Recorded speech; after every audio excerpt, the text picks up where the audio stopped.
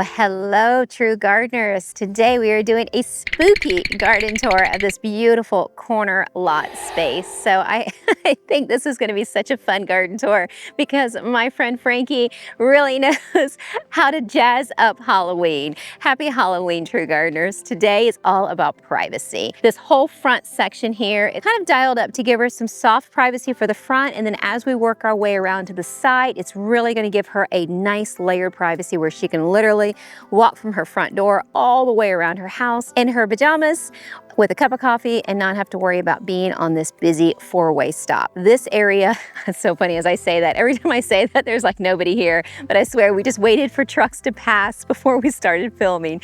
This place is always so crazy, so busy. She really just felt like she was very exposed, very out in the open. So today's video is all about creating privacy for those big corner lots or busy streets. So if that's you guys, then I hope you can take some of this material and tap it right into those spaces that you're really needing that coverage for, because it's doing the trick here. So I hope it does the trick for you guys. So let's get started. So if you guys are liking this kind of content, then Mrs. Curlers and I were just saying, please like and subscribe. We post a video every single weekend. Oh, not you and I, me and Bryce, I know. We post every single weekend and we love reading all y'all's comments. And just for those of you guys who might be new to this channel, my name is Jennifer Bevins. I am a landscape designer here in Vero Beach, Florida, Zone 10A. And we do landscape design and installation and virtual consults through most of the state of Florida. So if you're looking to have something like some of the garden tours that we share with you guys here on YouTube, then please reach out to us and see if we might be a good fit for what you might be looking for. But today, right now, let's jump into a little bit of privacy. All right, so I just hopped the fence for you guys. Very, very scary terrain here. I wanted to share this front section with you first off. So this right here, I know this might seem a bit intimidating to a lot of people because it is a good amount of tree material directly in the front of the house. But my client, as I mentioned before, wanted some privacy from kind of where you're standing right there. So this is doing the job. Not a full block off, more of a filtered buffer. And that's exactly what this is. This is actually only a 3-tiered landscape right here in the front. Honestly, it's really not a lot of material. So what we have here is obviously the centerpiece of the Canary Island date palm, which is kind of like a fountain as our centerpiece. I love the way this guy does this. You want to make sure that you are aware this guy does have thorns on the limbs, but what a specimen it makes as a center fountain feel. Then on either side, we have 2 pygmy date palms, and they're offering just a little bit of soft coverage directly to the back of the pygmy date palms. I have almost like, it's just like a little swoop. It swoops forward here around the rear of the pygmy date palm, curves in, and then back around of a staggered, it was originally a staggered grouping of variegated arbicola that has now grown into one plant. And that left us just a little bit of room for a lower planting to the front, which is these dwarf ixoras. You guys know how I feel about dwarf ixoras. They bloom all the time. They're nice and tidy. They stay small, stay compacted and rounded. They do a great job of offering a bright tone of color with some dark green contrast to the variegated arbicola. So it's a nice 2-tier effect. And then there is nothing to the opposite side. I'll get Bryce to pop in so you guys can see a visual of the inside. It's pretty much just stone in there. So it's a perfect little spot. Different times of the year she sets that area up for decorations. But what's so nice is all the landscaping is pulled forward away from the seating section, away from the walkway section. So here it looks heavier, but on the inside it looks more open, more clean lines. So you kind of have the benefit of both worlds, which is a nice little feel to this particular front yard space. It allows us to get a little heavier as we work our way around the corner, and I'm going to show you that right now. So as we're moving over here, I did forget to mention that you guys, if you're looking for making a spot pop a little bit more, and maybe you don't have the room to make it happen, or maybe you're like this and you're kind of on an incline, adding a little touch of stone to the front of a bed is a really cool way to just like give it a little bit of a pop of color, a little bit of pop of interest, whether it's a light colored stone or a dark stone. Those both do such a nice job. So we have a kind of a swath of stone along this front, and then we did carry it over on both sides of the driveway, and that's mainly because of the slope of this house. This house has such an extreme slope from it being on the berm that water comes off the roof like a champ. My goodness, that water comes off like a waterfall. So having some larger stone here, you can see we have the 1 to 3 inch here, and we have a larger collection of 3 inch here. And that does a great job of kind of helping, as soon as it hits this area, it helps not undermine the driveway by having this stone where the water just kind of flows like this. And then we left it low in this corner, so it kind of just takes off and goes right into the culvert the way it was meant to. It does this on both sides of the driveway, and I think having it in two different colors makes it just interesting. We have the White River rock here and the Tahitian gray granite and the large stone in here, and I think it ties in really nicely with the pavers, but you'll have to tell me what you think. So we're now at the corner of the house, and right where you and Bryce are standing, it is kind of as the pass-through traffic and a two-way stop, and there is usually tons of traffic that's coming along here that is not here right now, but I'm sure it's on its way. But this is a very exposed area, very exposed area of the corner of the house. So what we have here is, just to anchor this corner, we have a nice royal palm. This guy is just huge. He's massive, has really good presence in the garden, and he is the nice anchor. This is also where the collusia starts. So we have the collusia that come to this corner and start making its way all the way to the edge, the fenced gate over there.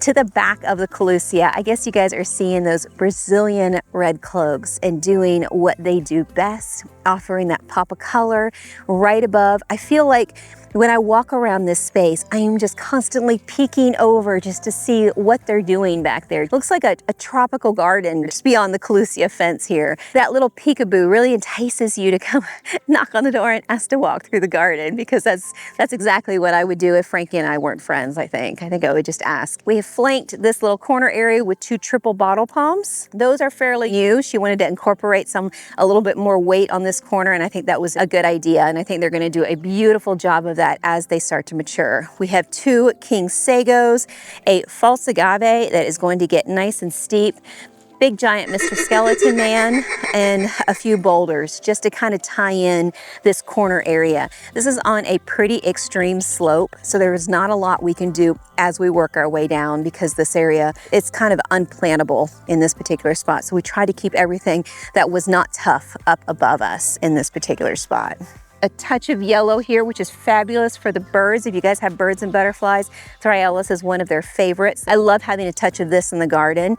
And then for a variegation, to me, this speaks volumes from the road. This dark contrasting color to me is just a stunner against that glossy, shiny leaf of the collusia. I love the way this looks. This is Jacob's Coat Copperleaf. It is very similar and related to Louisiana Red Copperleaf, and it just has a tendency to stay a little bit more compact, a little bit smaller, and doesn't reach quite as high. I know that sounds crazy, right? Because it looks pretty big, but the little bit of the curl of the leaf means it's a dwarf variety. So it's somewhere in between the Brazilian red cloaks and the blaze copperleaf. So it's kind of a nice middleman there, but I love the pink colorations. Does that all year long, so it's just a stunner through the garden. Definitely worth a little collection. And then I know these guys get a lot of hate, these variegated arbicolas, because they're used so commonly in builders packages, and they just get plopped in anywhere and everywhere. That's because they're tough. They're a plant that does not grow super fast, can be easily maintained. Trim this about every 3 months.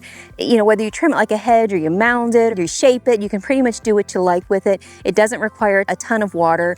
It's about as close to a native that's not native. It's a very Florida-friendly plant because of that reason, and you can keep it solid from the bottom all the way to the top. So it can be a skirt planting, or it can be your taller planting, but it's kind of a nice middleman that doesn't really grow super crazy. So if you need some contrasting color to something that might be a little higher maintenance, like the copperleafs, it's a great pairing. So you kind of have a high and a low, so it's kind of a good balance. Because this is so nice and clean and easygoing, it gave us another centerpiece that we can pop out with. So we have a triple foxtail palm just directly above us, and a little kind of a loop that we were able to pull some plantings out. Now, what we chose to put in this area in the rock had to be really tough, because as you guys know, rock can be hard on plants. So we've got the false agaves on either side. We've got the blue agave as the centerpiece. We've got the variegated arbicola, and then we've got the foxtail ferns at the base.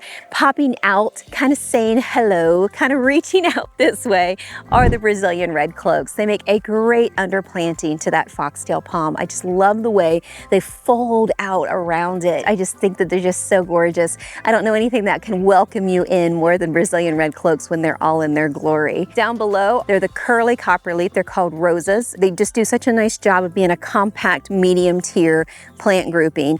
And the variegated arboricola down below them are doing just what they do, which is staying nice and compact and easy to care for. Now I'm trying to figure out how I'm gonna make it over there past this guy. Oh, yuck. Okay, so we've made it onto this side here. And again, just some boulders just to tie in and touch up this little area for like just a little oomph. And I think that this spot just really does a nice job of taking a regular hedge and making it interesting. So if you've got a hedge to the back, curve it out with some interesting features to the front and dress it up a little bit. Just kind of give it a little mascara, a little lipstick. And it does a nice job of turning a privacy wall into more of a tropical buffer. We have a transplant of one from her original planting. Speaking of original planting, I'm gonna get Bryce to pop up what this house looked like when it was newly landscaped. She had a previous landscaper. If you guys did not see the original garden tour, I'll be sure to link it down below because that was pretty cool and was a great little interview that we had with Frankie. Yeah, this was part of the original landscape, and there are a few key things that were part of the original landscape that we had to repurpose and find places for. But yeah, this is private space. On the inside of this is a walkway that leads all along the side of her house that keeps it nice and clean. So she can walk out her front door in her PJs with a cup of coffee, walk all the way through the garden and enjoy it on a fresh, clean walkway area and just, you know, get to appreciate a bit of privacy. You can tell that this wall that's here is about 6 foot from the inside. So that is pretty much above Frankie's head. So she's kind of free and clear from any traffic or anybody kind of passing by as they're walking their dogs on this busy, busy road. So if you guys enjoyed some of these plants and trees in today's video, then check out our book. A lot of those plants and trees are within that book and give you just so much more detail and understanding of some of these Florida Fantastic favorites that I love to talk about in these gardens. And please let us know what you think. We are so very, very proud of it. It was just such a project that Bryce and I really enjoyed over the last year and a half. We put a lot of time and energy into making sure that we filled it with good information for new gardeners alike with gardeners who have been around the bend a while. So we're hoping that there's good detailed information in it for everybody. So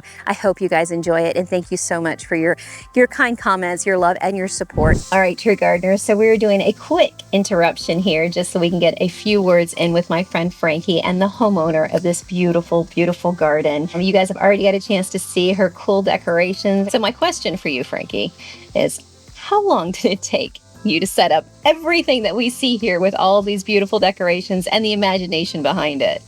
I started the first or the second day of September. September, okay. Yeah, so I start in September, and then depending on the weather, I'm out here almost every day. Yeah. Just setting things up. And every once in a while I do have some help, but for the most of it, I'm out there by myself. But you know what? It's great. If you're going to do all of this, starting in September and then keeping it into Thanksgiving-ish, you know, I would totally do that. I know, yeah. And then maybe Frankie will invite us back for her Christmas garden tour because she puts up a beautiful display for Christmas. It's like a winter wonderland over here. But yeah, a lot of time goes into this garden. When we did the garden and the planting, and we talked about plants and trees and things that you liked, but did it accomplish the whole field? Did it accomplish what you were looking for? Oh, most definitely. I think it accomplished what I was expecting and more, because I have so much privacy. It's beautiful, and people are always driving by and complimenting, the gardens. You surpassed what I expected.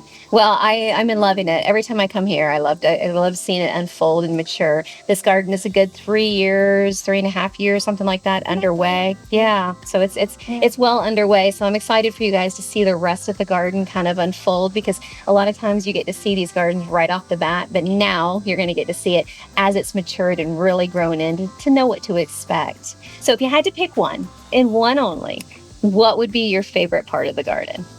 That's really difficult because I love all of it. But if I had to pick one, I would say is the side of the house that faces the street. Oh, yeah. Yeah. That side is my favorite. Sometimes I just walk around the house, or I'll drive by. Instead of coming straight home, I'll just drive just to look at it. Oh, that's so sweet. The side in the corner, or that section right there is my favorite. Thank you, Frankie, so much for allowing us over. Anytime. So if you guys enjoyed today's garden tour, then please check out the garden tour about 3 years ago when we did this first tour right after the installation. I think you guys would enjoy it. Thanks so much for visiting with us. Take care.